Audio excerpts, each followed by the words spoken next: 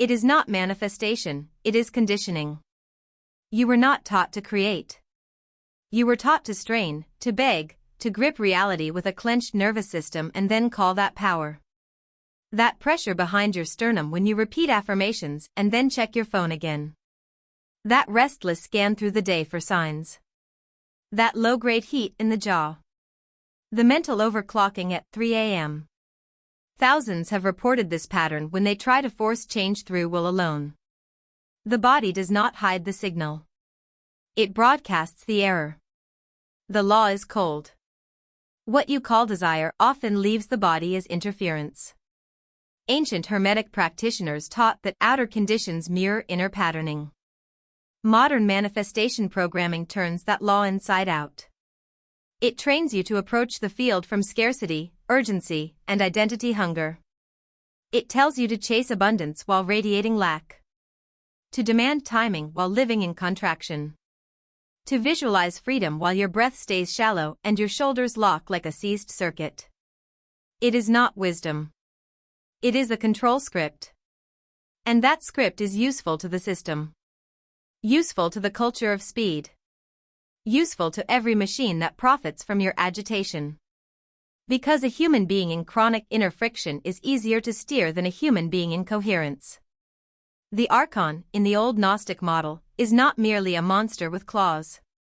It is a pattern of distortion. A parasite of attention. A force that keeps consciousness fixated on symptoms, never source code. If we model that psychologically, it behaves like a hostile feedback loop that rewards obsession and punishes stillness. So when you say manifestation is not working, the diagnosis is usually wrong. It is not failing because you have not tried hard enough. It is failing because your effort is carrying the signature of absence, and the field responds to signature before it responds to language. Read that again in your bones. The field does not decode the words first. It reads the state. This is why two people speak the same affirmation and receive different outcomes. One transmits from regulated completion. The other transmits from internal fracture. Same sentence. Different carrier wave. Same command line. Different kernel state. And if this message lands with uncomfortable precision, that is not weakness. It is sensitivity. It means part of you already detects the mismatch between your rituals and your actual signal. You are not broken. You are noticing the corruption. There is a key hidden inside older readiness teachings linked by tradition to Thoth and the Hermetic current. Not a wish formula. Not another emotional costume. A 4-part surrender sequence. It stops the distortion at its root.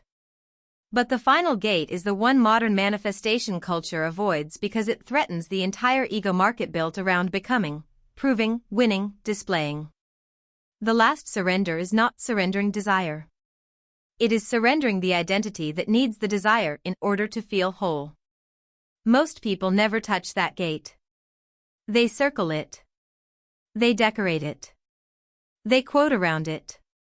They build spiritual personalities around avoiding it. And the system prefers it that way. Because the moment you stop transmitting from deficiency, the simulation changes texture. Now move backward with me. See the archive.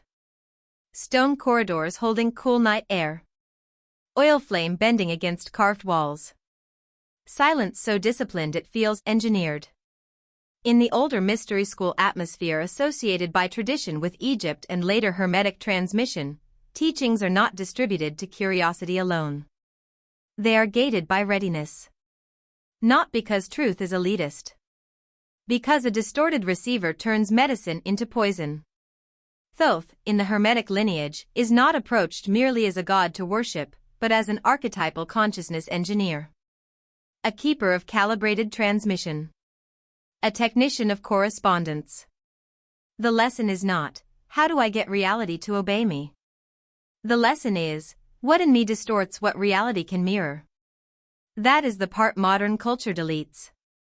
The initiate is not trained to extract from the world as if abundance lives outside the self. The initiate is trained to align with what already exists within the unified field of consciousness. Traditional, Hermetic teachings frame reality through correspondence, inner pattern, outer reflection. As above, so below. As within, so without. Not poetry. Architecture. A school like that does not reward performance. It studies reception. The student sits. Breath slows. Attention widens. Not forced concentration. Spacious awareness. The kind that stops stabbing at reality and starts perceiving its structure. The walls do not speak louder. The mind stops making so much noise. This is why older teachings feel severe. They are not interested in your fantasy self. They are interested in bandwidth. And bandwidth collapses under urgency. Modern manifestation culture sells acceleration as mastery. More rituals. More repetition. More emotional output. More checking. More control. But the old law survives underneath the distortion. It keeps rejecting forced signals. So people consume more content and feel more depleted. They stack techniques on top of dysregulation. They polish the prison bars and call it a portal. At roughly this point, the first reversal becomes unavoidable. Your strain is not proof that something is wrong with you. It is proof that your system knows forcing is counterfeit. That is the early payoff. Hold it. Because the body has been trying to tell you this for years. When manifestation effort comes from lack, the chest contracts. Breath shortens. Attention tunnels. The mind begins repetitive scanning. Is it here yet? Did I do it right? Did I miss the sign? Should I try a different method? This is not creative power. This is signal contamination. Anecdotal, many people describe exactly this cycle: frustration, checking, bargaining, collapse. The body becomes an instrument panel. Tight chest means overload in the circuit. Jaw tension means command pressure. Racing thought means narrowed bandwidth. Emotional bargaining means the identity is trying to negotiate with reality from separation. That is why the old initiates did not ask how to get more. They asked how to stop corrupting the signal. And later, I will give you the exact 4-part correction. Not yet. Because if you hear the sequence before you understand the distortion, the ego converts the protocol into another tool of force. The system loves that trick. It lets you feel advanced while staying trapped. So we go deeper. Whether you call it Hermetic correspondence or modern predictive filtering, the mechanism points in the same direction. Attention, emotion, identity, and expectation organize perception. They determine what signals you stabilize, what actions feel available, what timing you can tolerate, what interpretations your nervous system permits. In technical language, your inner model biases the data stream. In spiritual language, your state writes the prayer before your mouth does. This is not supernatural in the cheap sense. It is structural. If we model manifestation through field metaphors, desire from lack behaves like waveform distortion. Gratitude, completeness, and non-urgency behave like coherence. Still awareness widens bandwidth. Ego urgency acts like static injected into the carrier. The unified field, in this model, does not respond to your performance. It resonates with your stabilized state. This is why forcing backfires.